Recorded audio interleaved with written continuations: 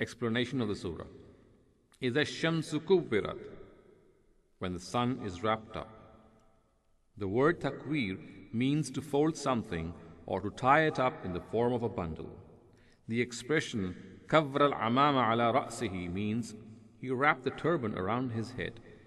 This is a portrayal of what will happen to the sun, which is the most prominent and majestic object of the skies, and in fact of the whole universe. It will cease to be. Obviously, when this happens, the whole world which was lit up by it will become dark and murky. Although even now we experience the sun being veiled from our eyes every day, however, the nature of this concealment is absolutely different. This situation only occurs when we are obstructed from receiving its light. At the advent of the Day of Judgment, on the other hand, the sun will be totally extinguished. Who can imagine the extent of darkness when the sun itself will become dark? وَإِذَا النُّجُومُ انْكَدَرَتْ, and the stars are bedimmed. The word inkidar means to be bedimmed and to lose shine. It is obvious that when the sun will cease to exist, all the bulbs and lanterns which rely on its light will automatically lose their luster. وَإِذَا الْجِبَالُ سُيِّرَتْ, and mountains are set in motion. After the skies, the fate of the most majestic and grand object of the earth, the mountains, is depicted. On the Day of Judgment, these mountains which are deeply set on this earth and which are thought of as eternal and enduring and immovable will be set in motion. It should be kept in consideration that when the rejectors of the Day of Judgment would be warned of this day, they would mockingly inquire if this cataclysm would be able to uproot these mountains. At other places in the Qur'an, more details are given in this regard. For example, these mountains will fly about like clouds. وَإِذَا الْعِشَارُ عُطِّلَتْ, and camels 10-month pregnant wander unattended. The word isharun is a plural of ashara. It refers to a 10-month pregnant she-camel. After a mention of the transient nature of great structures, here is a mention of the fleeting nature of a cherished thing. Such will be the upheaval on that day that no one will be able to think of others, and the most favored and cherished possessions will also have no importance in their eyes.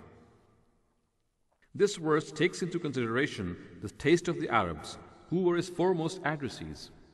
Camels were their most prized and valued possessions, most of all she-camels, which were 10 months pregnant and were about to give birth. The owners of such camels would take special care of them. Many of their future desires would depend on them. By citing these treasured camels as example, the Quran has reminded people who are infatuated by the love of this world of the hereafter. Such will be the horror of that day that the awe of its first phase will make people unconcerned of their very prized possessions. Pregnant camels will be walking about unattended. So involved will be their masters in their own selves that they will be oblivious of their most cherished of possessions. At another place, this aspect is referred to in the following words: يَوْمَ تَرَوْنَهَا تَذْهَلُ كُلُّ مُرْضِعَةٍ عَمَّا أَرْضَعَتْ, or when that day comes, every suckling mother shall forget her infant. Surah number 22, verse 2.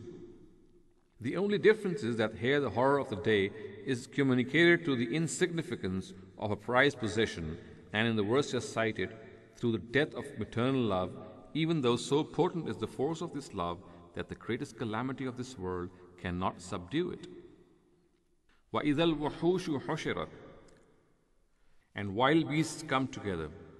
The implication is that even wild beasts will become so concerned of their own fate that, forgetting their natural enmities, they will gather together in places wherever they expect to find refuge. Such will be the state of wild beasts, what to speak of human beings. If a forest is engulfed with fire, or if flood water spreads all over, the animals of the forest often herd together in fright on whatever hillock or mounds they can go to in order to confront a common calamity. So horror-stricken are they that goats, lions, and wolves stand alongside one another, but none of them will realize that its enemy or prey is right beside it. A similar situation will arise in its most dreadful form at the advent of the Day of Judgment. The very next verse shows that seas will cross their boundaries. This all-encompassing upheaval will make wild beasts unconcerned about their surroundings. وَإِذَا الْبِحَارُ سُجِّرَتْ, and the seas burst forth. The word tasjir refers to inflaring a stove by putting in more fuel in it. From here, it broadened in meaning and came to connote the tempestuousness of the seas. It is conventional to refer to seas which get out of control and exceed their boundaries and spread on the land by this word. Another word used to refer to this state of the seas is tafjir. It is used in the succeeding surah, which is the counterpart of this surah.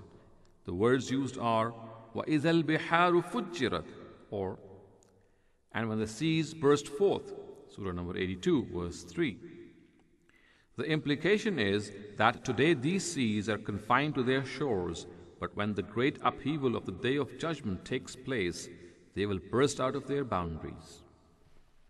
وَإِذَا النُّفُوسُ زُوِّجَتْ, and when souls are grouped together. The scenario depicted earlier relates to the advent of the Day of Judgment. Now in this and the subsequent verses, the situation which will arise after its advent is discussed. By grouping of the souls is meant the categorization of people on the basis of their faith and deeds. This refers to what is mentioned in Surah Waqi'ah from verse 7 to verse 44. Verse 7 reads, وَكُنْتُمْ أَزْوَاجًا ثَلَاثًا, or at that time you shall be divided into three groups. Surah number 56, verse 7. It is explained there that in this world both the righteous and the wrongdoers live together, but this situation will not remain forever. A day will come when people will be grouped on the basis of their faith and deeds.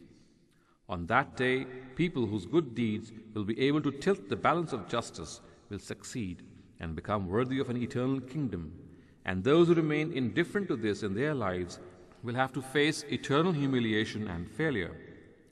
After that, it is mentioned there that people will be divided into three broad categories: Sabiqun and the Muqarrabun, the Ashabul Yamin and the Ashabul Shimal, and an explanation of how the Almighty will deal with each of these three.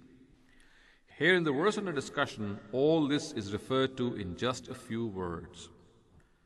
The purpose of this mention is to inform people that this world is a place of trial and test.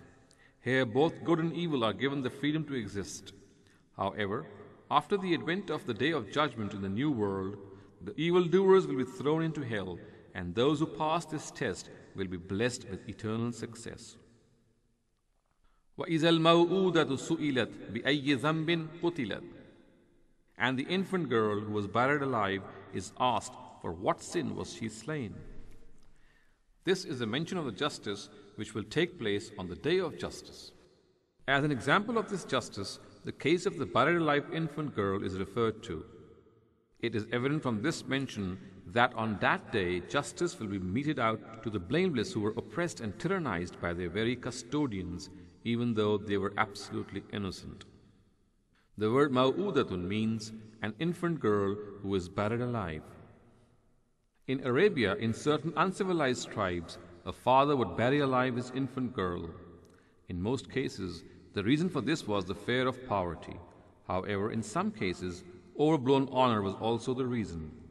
Since it was the fathers who had total authority over their children who would perpetrate this heinous crime, hence there was no possibility of anyone coming to their rescue. By mentioning the fact that justice will be done to the innocent, the Qur'an has thrown light on the nature of the court of justice set up in the hereafter. The innocent and the helpless shall be the foremost ones who shall be redressed. They are the ones who could not even plead for mercy in this world before anyone on the oppression they had to suffer from. They will be the first to be called and asked of the sin for which they had been killed. In other words, these callous fathers are severely reprimanded. They are told that if innocent girls are not able to plead against them for this atrocious sin, then they should not think that in the hereafter too no one will hear their pleadings. On that day, the Almighty Himself will be the claimant of their killing. He will ask these innocent about the crime for which they were murdered. Obviously, The purpose of this question could be that the case of innocent killings, which could not be presented in any court of this world, will be brought up by the Almighty Himself to His own court. Later, He will give His verdict. وَإِذَا الصُّحُفُ نُشِرَتْ, and when the scrolls of deeds are laid open. The word suhuf refers to the record of deeds of people, and laying them open means that each and every deed will be brought before them. A succeeding verse reads, عَلِمَتْ نَفْسٌ مَا أَحْضَرَتْ, or then each soul will know what it has brought forward. وَإِذَا السَّمَاءُ كُشِطَتْ, and the skies are stripped bare. The word kashtun means to take off something from the top of a thing that is covering it. From here it came to be used for stripping the hide of an animal. This word is a common Arabic word for stripping the hide of a camel. It is a common observation that after stripping the hide of a slaughtered animal, its meat appears red. In other words, here the implication is that the sky will look red.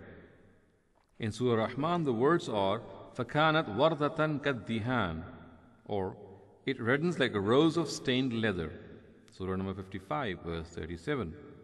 Here the next verse of this surah mentions that hell will be set ablaze, which very clearly shows that the redness of the skies will be because of the fact that hell will be set afire. وَإِذَا الْجَحِيمُ سُعِّرَتْ, and when hell is set ablaze. The word tas'ir means to set ablaze and to inflame. The implication is that though hell has already been prepared for the sinners, yet when the time comes to cast them out into it, it will be ignited further, and when these sinners will be thrown into it, it will burn even more, since they are the most relished fuel for it. وَإِذَا الْجَنَّةُ أُزْلِفَتْ, and paradise is brought near. The word islafun means to bring something near. Paradise shall be brought near the virtuous who have become worthy of it. It is evident from this that though paradise too would be ready for the virtuous beforehand, it shall be seen by its worthy companions after people have been categorized on the basis of their deeds. In Surah Qaf, it is explained that bringing near paradise does not mean that it will be brought near from a far-off place. It will not be far off. It will be at hand. And in spite of being at hand, it will be brought even nearer so that it can be presented before its companions to honor them. The words used are وَأُزْلِفَتِ الْجَنَّةُ لِلْمُتَّقِينَ غَيْرَ بَعِيدٍ, or and paradise shall be brought close to the righteous, even though it would not be far from them. Surah number 50, verse 31. عَلِمَتْ نَفْسٌ مَا أَحْضَرَتْ, then each soul will know what it has brought forward. This is a combined sequel of all the whens or idha mentioned in the previous verses. The overall sense being that when all these circumstances will befall, then each soul will come to know what it has brought forward for its Lord. The word knowing here obviously refers to knowing its fate. The implication is that let them make fun of the day of judgment today. They should, however, remember that that day will come accompanied by a great upheaval, and on that day each soul will see what it had prepared for this day and what it did not do, even though it should have done it.